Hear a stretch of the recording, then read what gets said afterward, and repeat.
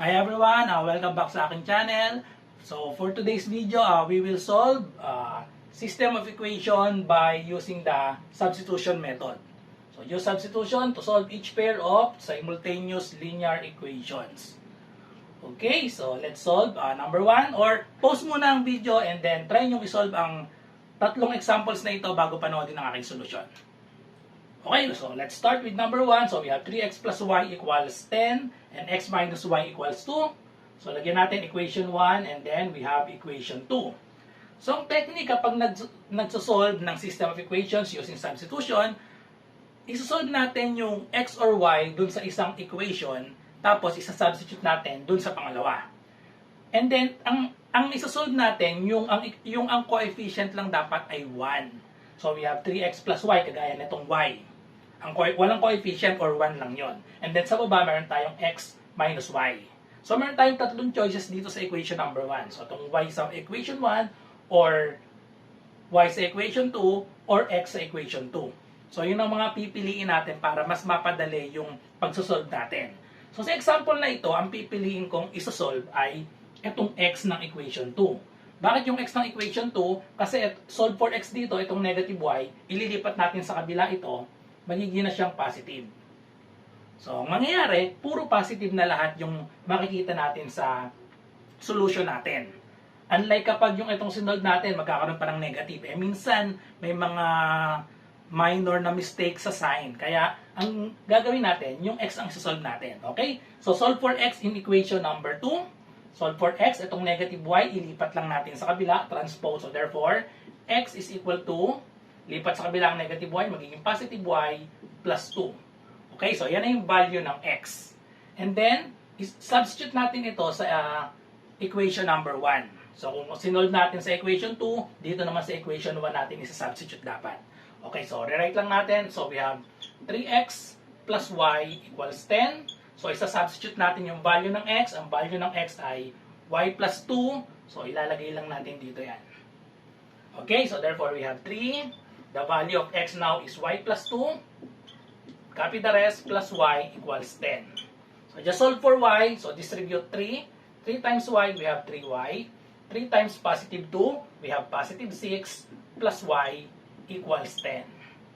Okay, so, combine like terms, 3y plus y, that is equal to 4y. And then we have positive 6 here, ilipat natin sa kabila, or simply subtract 6 to both sides. So subtract 6 tayo to both sides. Okay, so therefore, maka-cancel na ito. 4y now is equal to 10 minus 6, so we have 4. So divide both sides by 4. Divide both sides by 4, so cancel 4. Therefore, y is equal to 1.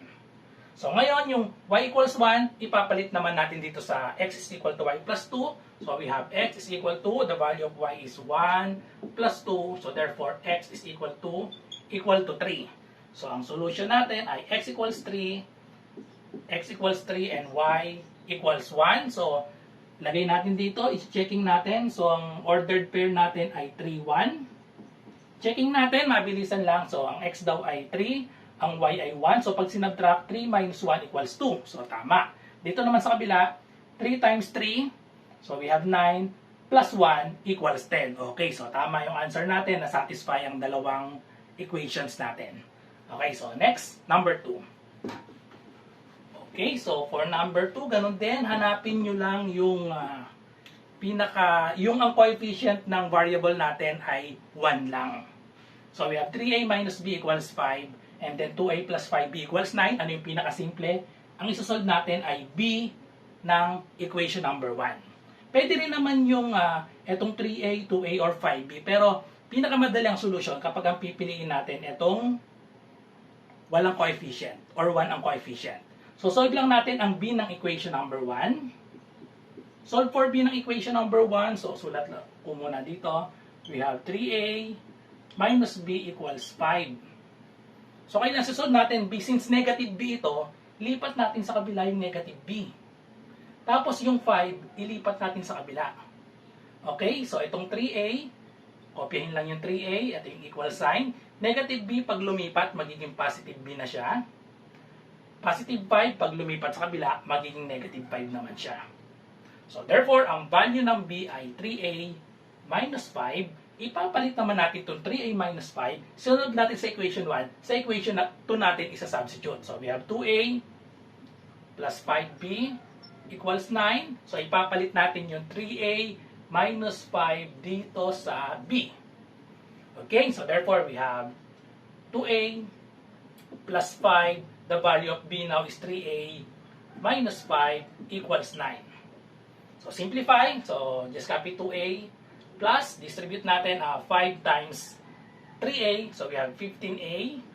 5 times negative 5, we have negative 25 equals 9.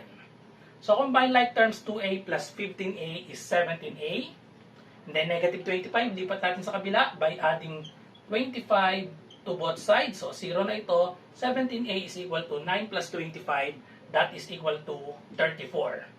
Then last step, divide both sides by 17. So therefore, the value of a is equal to 34 divided by 17 is 2. So yung 2 natin ngayon, a equals 2. Papalit naman natin dito. So therefore, pagpalitin na lang natin ng pwesto, b is equal to 3 times a minus 5. The value of a is 2. So 3 times 2 minus 5. Therefore, b is equal to 6. 3 times 2 is 6 minus 5.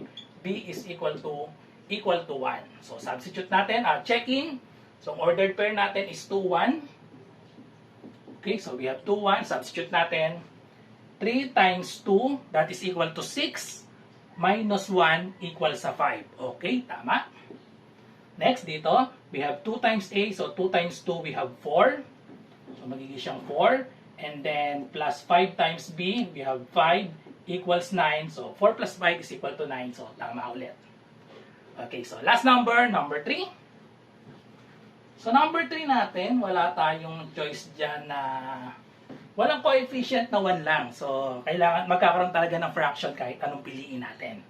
So 3a plus 2b equals 13 for equation number 1. 2a plus 3b equals 12 is equation number 2. So pili na kayo kahit anong gusto nyong piliin dyan dahil pare-parehas naman ang kakalabasan na may fraction. So kahit ano na. So isusolve ko dito ay yung a ng equation number 1 dahil pare-parehas na nga yan. So solve for a in equation number 1. So we have 3a plus 2b equals 13. So si 2b ilipat natin sa kabila by subtracting 2b to both sides or simply transpose 3a is equal to 13 minus 2b. Then divide both sides by 3. So divide both sides by 3, therefore a is equal to 13 minus 2b over 3. Then i-substitute natin kung ano yung value ng a, i-substitute natin dito sa equation number 2.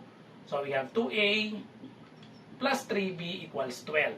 So ang value ng a is 13 minus 2b over 3. Ipapalit natin dito sa equation 2. Okay, so therefore we have 2 times a, so we have 13 minus 2b over 3 plus 3b equals 12.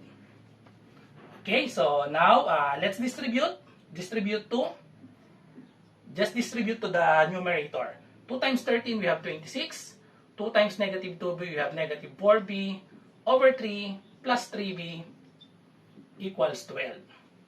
Since meron tayong denominator na 3, para mawala si denominator na 3, kailangan natin i-multiply both sides by 3. So, multiply both sides by 3 para mawala si 3 dahil i-distribute natin itong 3 dito, tsaka dito. So, dito pag dinistribute, cancel na itong 3. So, matitira na lang is 26 minus 4b. Then, 3 times positive 3b, we have positive 9b is equal to 12 times 3, we have 36. Okay, so kung nandito ka pa rin nanonood ng video, huwag kakalimutang i-like and share. Okay, so diretso na natin. Combine like terms 4b, negative 4b plus 9b, that is equal to 5b. Then 26, tsaka 36, combine natin. Yung 26 dalhin sa kabila by subtracting 26 to both sides. So 0 na ito. 5b equals 36 minus 26, that is equal to 10. Divide both sides by 5. Cancel out 5, therefore the value of b is equal to 10 divided by 5, we have 2. So ngayon, yung b equals 2 ay ipapalit naman natin dito.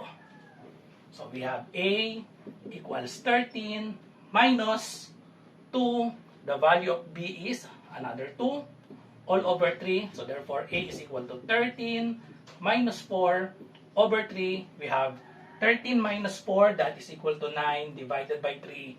Therefore, the value of A is 3. So, ang ordered pair natin is 3, 2. So, substitute natin dito. Checking tayo.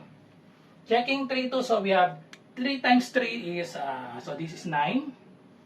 Plus 2 times 2, we have 4. 9 plus 4 is 13. Okay, check. For equation number 2, we have 2 times 3, we have 6. Plus 2 times 3, another 6, equals 12. Check pa rin. Okay, so that's it. So, that's all. Sana na ay nagusto nyo yung explanation ko para sa solving system of linear equations using the substitution. Meron pa nga pala akong una nang nai-upload na solving system of equation. Ang method na ginamit ko naman ay elimination. So, thank you for watching. Bye-bye and God bless.